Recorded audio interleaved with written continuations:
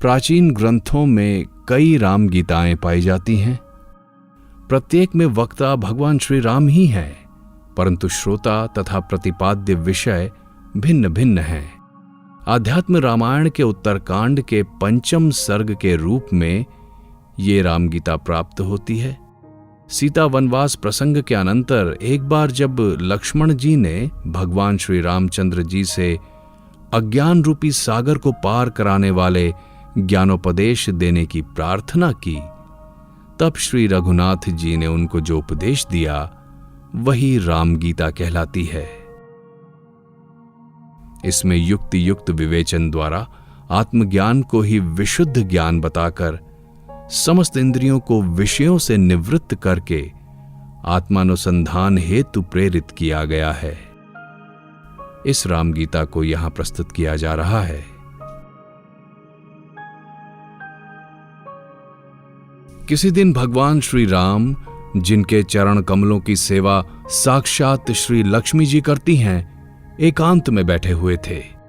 उस समय शुद्ध विचार वाले लक्ष्मण जी उनके पास जाकर उन्हें भक्तिपूर्वक प्रणाम कर अति विनीत भाव से कहने लगे, हे महामते, आप शुद्ध ज्ञान स्वरूप समस्त देहधारियों के आत्मा, सबके स्वामी और स्वरूप से निराकार हैं। जो आपके चरण कमलों के लिए भ्रमर रूप हैं, उन परम भागवतों के सहवास के रसिकों को ही आप ज्ञान दृष्टि से दिखलाई देते हैं। हे प्रभु, योगी जन जिनका निरंतर चिंतन करते हैं, संसार से छुड़ाने वाले उन आपके चरण कमलों की मैं शरण हूं। आप मुझे ऐसा उपदेश दीजिए जिससे मैं सुगमता से ही अज्ञान रूपी अपार समुद्र के पार हो जाऊं। श्री लक्ष्मण जी से ये वचन सुनकर शरणागत वत्सल भूपाल शिरोमणि भगवान राम सुनने के लिए उत्सुक हुए लक्ष्मण को उनके अज्ञान अंधकार का नाश करने के लिए प्रसन्न चित्त से ज्ञानोपदेश करने लगे। भगवान श्री राम बोले, सबसे पहले अपने अपने वर्ण और आश्रम के लिए शास्त्रों में बतलाई हुई क्रियाओं का यथावत पालन कर चित्त शुद्ध हो जाने पर उन कर्मों को छोड़ दें और शम दमादि साधनों से संपन्न हो आत्मज्ञान की प्राप्ति के लिए सतगुरु की शरण में जाएं। कर्म देहांतर की प्राप्ति के लिए ही स्वीकार किए गए हैं, क्योंकि उनमें प्रेम रखने वाले पुरुषों से इष्ट अनिष्ट दोनों ही प्रकार की क्रियाएं होती हैं। उनसे धर्म और अधर्म दोनों की ही प्राप्ति होती है और उनके कारण शरीर प्राप्त होता है, जिससे फिर कर्म होते हैं। इसी प्रकार ये संसार चक्र की भांति चलता रहता है।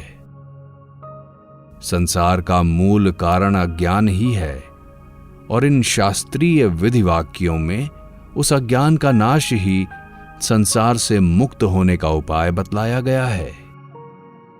अज्ञान का नाश करने में ज्ञान ही समर्थ है, सकाम कर्म नहीं, क्योंकि उस अज्ञान से उत्पन्न होने वाला कर्म उसका विरोधी नहीं हो सकता। सकाम कर्म द्वारा अज्ञान का नाश अथवा राग का क्षय नहीं हो सकता, बल्कि उससे दूसरे सदोष कर्म की उत्पत्ति होती है। उससे पुनः संसार की प्राप्ति होना अनिवार्य है। इसलिए बुद्धिमान को ज्ञान विचार में ही तत्पर होना चाहिए।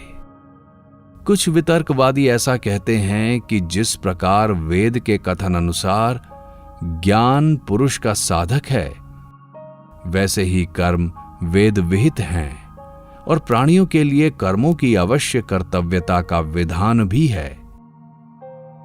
इसलिए वे कर्म ज्ञान के सहकारी हो जाते हैं। साथ ही श्रुति ने कर्म न करने में दोष भी बतलाया है।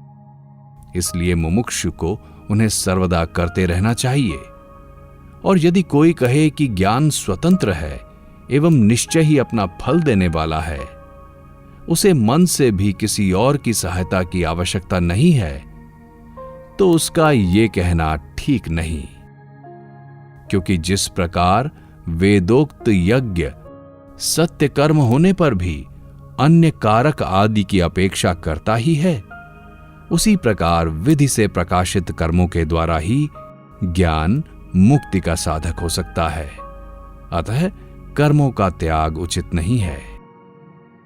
सिद्धांती, ऐसा जो कोई कुतर्की कहते हैं, उनके कथन में प्रत्यक्ष विरोध होने के कारण वो ठीक नहीं है, क्योंकि कर्म देहाभिमान से होता है और ज्ञान अहंकार के नाश होने पर सिद्ध होता है।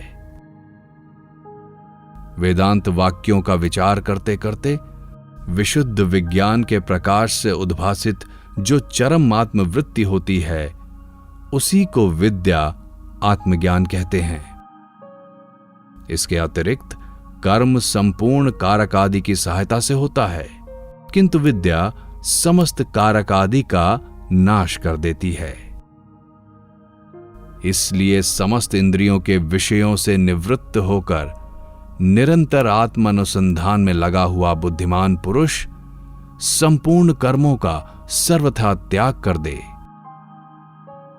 क्योंकि विद्या का विरोधी होने के कारण कर्म का उसके साथ समुच्चय नहीं हो सकता। जब तक माया से मोहित रहने के कारण मनुष्य का शरीर आदि में आत्मभाव है, तभी तक उसे वैदिक कर्मानुष्ठान कर्तव्य है। नेति नेति आदि वाक्यों से संपूर्ण अनात्म वस्तुओं का निषेध करके अपने परमात्म स्वरूप को जान लेने पर फिर उसे समस्त कर्मों को छोड़ देना चाहिए। जिस समय परमात्मा और जीवात्मा के भेद को दूर करने वाला प्रकाशमय विज्ञान अंतःकरण में स्पष्टतः भासित होने लगता है, उसी समय आत्मा के लिए संसार प्राप्ति की कारण माया अनायास ही कारक आदि के सहित लीन हो जाती है। श्रुति प्रमाण से उसके नष्ट कर दिए जाने पर फिर वो अपना कार्य करने में समर्थ भी किस प्रकार हो सकेगी, क्योंकि परमार्थ तत्व एकमात्र ज्ञान स्वरूप निर्मल और अद्वितीय है। अतः बोध हो जाने पर फिर अविद्या उत्पन्न नहीं होगी। जब एक बार नष्ट हो जाने पर अविद्या का पुनः जन्म ही नहीं होता, तो बोधवान को मैं इस कर्म का करता हूं ऐसी बुद्धि कैसे हो सकती है। इसलिए ज्ञान स्वतंत्र है, उसे जीव के मोक्ष के लिए किसी और कर्मादि की अपेक्षा नहीं है। वो स्वयं अकेला ही उसके लिए समर्थ है। इसके सिवा तैत्तिरीय शाखा की प्रसिद्ध श्रुति भी आग्रहपूर्वक स्पष्ट कहती है कि समस्त कर्मों का त्याग करना ही अच्छा है, तथा एतावत इत्यादि वाजन सनेही शाखा की श्रुति भी कहती है कि मोक्ष का साधन ज्ञान ही है, कर्म नहीं। और तुमने जो ज्ञान की समानता में यज्ञादि का दृष्टांत दिया, सो ठीक नहीं है, क्योंकि उन दोनों के फल अलग अलग हैं। इसके अतिरिक्त यज्ञ तो बहुत से कारकों से सिद्ध होता है और ज्ञान इससे विपरीत है, अर्थात वो कारक आदि से साध्य नहीं है। कर्म के त्याग करने से मैं अवश्य प्रायश्चित भोगी होऊंगा, ऐसी अनात्म बुद्धि अज्ञानियों को हुआ करती है, तत्वज्ञानियों को नहीं। इसलिए विकार रहित चित्त वाले बोधवान पुरुष को विहित कर्मों का भी विधिपूर्वक त्याग कर देना चाहिए। फिर शुद्ध चित्त होकर श्रद्धापूर्वक गुरु की कृपा से तत्वमसि इस महावाक्य के द्वारा परमात्मा और जीवात्मा की एकता जानकर सुमेरु के समान निश्चल एवं सुखी हो जाए। ये नियम ही है कि प्रत्येक वाक्य का अर्थ जानने में पहले उसके पदों के अर्थ का ज्ञान ही कारण है। इस तत्वमसि महावाक्य के तत् और त्वम पद क्रम से परमात्मा और जीवात्मा के वाचक हैं और असि उन दोनों की एकता करता है। इन दोनों जीवात्मा और परमात्मा में जीवात्मा प्रत्यक अंतःकरण का साक्षी है और परमात्मा परोक्ष इंद्रियातीत है। इस वाच्यार्थ रूप विरोध को छोड़कर और लक्षणावृत्ति से लक्षित उनकी शुद्ध चेतना को ग्रहण कर उसे ही अपना आत्मा जाने और इस प्रकार एक ही भाव से स्थित होए। इन तत्व एवं त्वम पदों में एक रूप होने के कारण जहती लक्षणा नहीं हो सकती और परस्पर विरोध होने के कारण अजहल लक्षणा भी नहीं हो सकती। इसलिए सोयम ये वही है। इन दोनों पदों के अर्थ की भांति इन तत् और त्वयं पदों में भी भाग त्याग लक्षणा ही निर्दोषता से हो सकती है।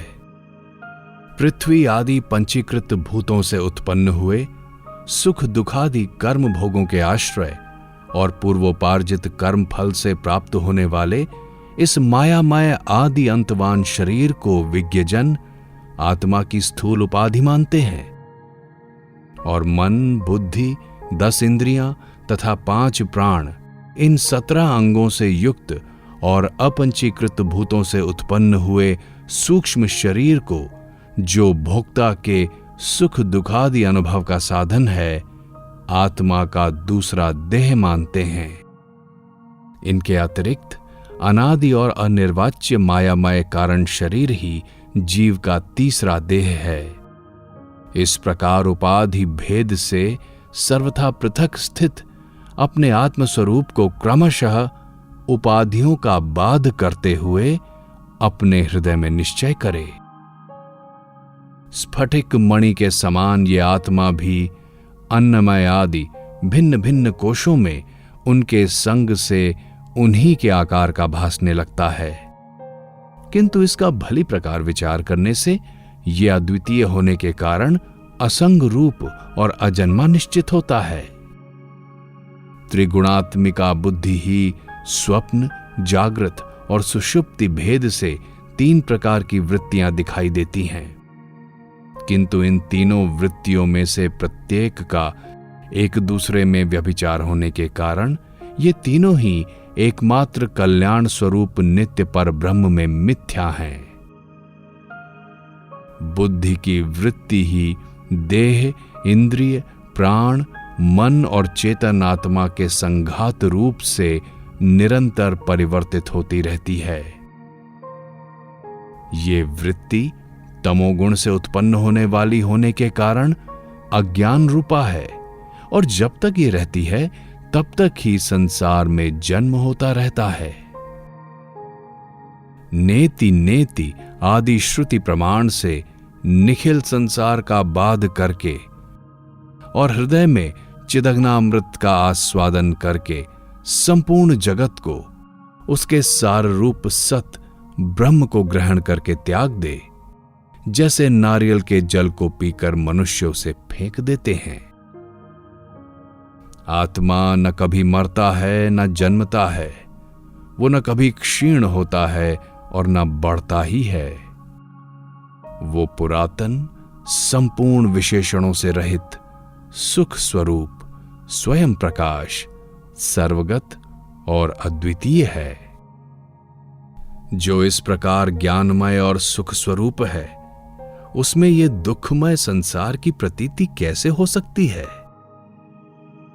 ये तो अध्यास के कारण अज्ञान से ही दिखाई दे रहा है। ज्ञान से तो ये एक क्षण में ही लीन हो जाता है, क्योंकि ज्ञान और अज्ञान का परस्पर विरोध है। भ्रम से जो अन्य में अन्य की प्रतीति होती है, उसी को विद्वानों ने अध्यास कहा है। जिस प्रकार असर्प रूप रज्जु आदि में सर्प की प्रतीति होती है, उसी प्रकार ईश्वर में संसार की प्रतीति हो रही है। जो विकल्प और माया से रहित है, उस सब के कारण निरामय, अद्वितीय और चित्त स्वरूप परमात्मा ब्रह्म में पहले इस अहंकार रूप अध्यास की ही कल्पना होती है। सबके साक्षी आत्मा में इच्छा, अनिच्छा, राग द्वेष और सुख दुखादि रूप बुद्धि की वृत्तियां ही जन्म मरण रूपी संसार की कारण हैं, क्योंकि सुषुप्ति में इनका अभाव हो जाने पर हमें आत्मा का सुख रूप से भान होता है। अनादि अविद्या से उत्पन्न हुई बुद्धि में प्रतिबिंबित ये चेतन का प्रकाश ही जीव कहलाता है। बुद्धि के साक्षी रूप से आत्मा उससे पृथक है। वो परमात्मा तो बुद्धि से अपरिच्छिन्न है। अग्नि से तपे हुए लोहे के समान चिदाभास साक्षी आत्मा तथा बुद्धि के एकत्र रहने से परस्पर अन्योन्य अध्यास होने के कारण क्रमशः उनकी चेतनता और जड़ता प्रतीत होती है। अर्थात जिस प्रकार अग्नि से तपे हुए लोहपिंड में अग्नि और लोहे का तादात्म्य हो जाने से लोहे का आकार अग्नि में और अग्नि की उष्णता लोहे में दिखाई देने लगती है, उसी प्रकार बुद्धि और आत्मा का तादात्म्य हो जाने से आत्मा की चेतनता बुद्धि आदि में और बुद्धि आदि की जड़ता आत्मा में प्रतीत होने लगती है। इसलिए अध्यासवश बुद्धि से लेकर शरीर पर्यंत अनात्म वस्तुओं को ही आत्मा मानने लगते हैं। गुरु के समीप रहने से और वेद वाक्यों से आत्मज्ञान का अनुभव होने पर अपने हृदयस्थ उपाधि रहित आत्मा का साक्षात्कार करके आत्मा रूप से प्रतीत होने वाले देहादि संपूर्ण जड़ पदार्थों का त्याग कर देना चाहिए। मैं प्रकाश स्वरूप, अजन्मा, अद्वितीय, निरंतर, भासमान, अत्यंत निर्मल, विशुद्ध विज्ञान धन, निरामय, क्रिया रहित और एकमात्र आनंद स्वरूप हूं। मैं सदा ही मुक्त, अचिंत्य शक्ति, अतीन्द्रिय, ज्ञान स्वरूप, अविकृत रूप और अनंत पार हूं। वेदवादी पंडित जन अहर्निश मेरा हृदय में चिंतन करते हैं। इस प्रकार सदा आत्मा का अखंड वृत्ति से चिंतन करने वाले पुरुष के अंतःकरण में उत्पन्न हुई विशुद्ध भावना तुरंत ही कारक आदि के सहित अविद्या का नाश कर देती है। ठीक उसी प्रकार जिस प्रकार नियमानुसार सेवन की हुई औषधि रोग को नष्ट कर डालती है। आत्मचिंतन करने वाले पुरुष को चाहिए कि एकांत देश में इंद्रियों को उनके विषयों से हटाकर और अंतःकरण को अपने अधीन करके बैठे तथा आत्मा में स्थित होकर और किसी साधन का आश्रय न लेकर शुद्ध चित्त हुआ ज्ञान दृष्टि द्वारा एक आत्मा की ही भावना करे। ये विश्व परमात्मा स्वरूप है ऐसा समझकर इसे सबके कारण रूप आत्मा में लीन करे। इस प्रकार जो पूर्ण चिदानंद स्वरूप से स्थित हो जाता है उसे बाह्य अथवा आंतरिक किसी भी वस्तु का ज्ञान नहीं रहता। समाधि प्राप्त होने के पूर्व ऐसा चिंतन करे कि संपूर्ण चराचर जगत केवल ओमकार मात्र है। यह संसार वाच्य है और ओमकार इसका वाचक है। अज्ञान के कारण ही इसकी प्रतीति होती है, ज्ञान होने पर इसका कुछ भी नहीं रहता। ओमकार में अ, उ और म ये 3 वर्ण हैं। इनमें से अकार विश्व जागृति के अभिमानी का वाचक है। उकार तेजस अर्थात स्वप्न का अभिमानी कहलाता है और मकार प्राज्ञ अर्थात सुषुप्ति के अभिमानी को कहते हैं। यह व्यवस्था समाधि लाभ से पहले की है। तत्व दृष्टि से ऐसा कोई भेद नहीं है। नाना प्रकार से स्थित आकार रूप विश्व पुरुष को उकार में लीन करे और ओमकार के द्वितीय वर्ण तेजस रूप उकार को उसके अंतिम वर्ण मकार में लीन करे। फिर कारणात्मा प्राज्ञ रूप मकार को भी चिदघन रूप परमात्मा में लीन करे और ऐसी भावना करे कि वो नित्य मुक्त विज्ञान स्वरूप उपाधिहीन निर्मल पर ब्रह्म मैं ही हूं।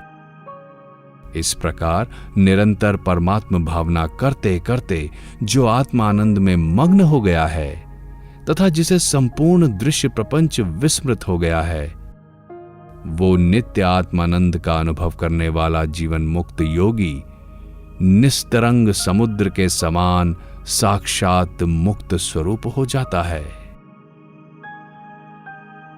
इस प्रकार जो निरंतर समाधि योग का अभ्यास करता है, जिसके संपूर्ण इंद्रिय गोचर विषय निवृत्त हो गए हैं तथा जिसने काम क्रोधादि संपूर्ण शत्रुओं को परास्त कर दिया है, उन छहों इंद्रियों, मन और पांचों ज्ञानेंद्रियों को जीतने वाले महात्मा को मेरा निरंतर साक्षात्कार होता है।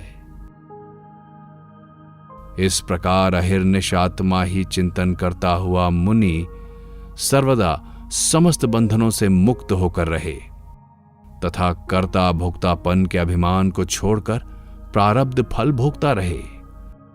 इससे वो अंत में साक्षात मुझ में ही लीन हो जाता है। संसार को आदि, अंत और मध्य में सब प्रकार भय और शोक का ही कारण जानकर समस्त वेद विहित कर्मों को त्याग दे तथा संपूर्ण प्राणियों के अंतरात्मा रूप अपने आत्मा का भजन करे। जिस प्रकार समुद्र में जल, दूध में दूध, महाकाश में घटाकाश आदि और वायु में वायु मिलकर एक हो जाते हैं, उसी प्रकार इस संपूर्ण प्रपंच को अपने आत्मा के साथ अभिन्न रूप से चिंतन करने से जीव मुझ परमात्मा के साथ अभिन्न भाव से स्थित हो जाता है।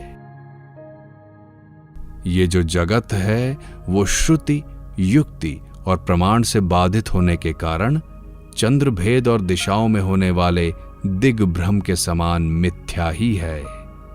ऐसी भावना करता हुआ लोक व्यवहार में स्थित मुनि इसे देखे। जब तक सारा संसार मेरा ही रूप दिखलाई न दे, तब तक निरंतर मेरी आराधना करता रहे। जो श्रद्धालु और उत्कट भक्त होता है, उसे अपने हृदय में सर्वदा मेरा ही साक्षात्कार होता है। हे प्रिय, संपूर्ण श्रुतियों के सार रूप इस गुप्त रहस्य को मैंने निश्चय करके तुमसे कहा है। जो बुद्धिमान इसका मनन करेगा, वो तत्काल समस्त पापों से मुक्त हो जाएगा। भ्राता, ये जो कुछ जगत दिखाई देता है वो सब माया है। इसे अपने चित्त से निकालकर मेरी भावना से शुद्ध चित्त और सुखी होकर आनंदपूर्ण और क्लेश शून्य हो जाओ। जो पुरुष अपने चित्त से मुझ गुणातीत निर्गुण का अथवा कभी कभी मेरे सगुण स्वरूप का भी सेवन करता है, वो मेरा ही रूप है। वो अपनी चरण रज के स्पर्श से सूर्य के समान संपूर्ण त्रिलोकी को पवित्र कर देता है। ये अद्वितीय ज्ञान समस्त श्रुतियों का एकमात्र सार है। इसे वेदांत वेद्य भगवत पाद मैंने ही कहा है।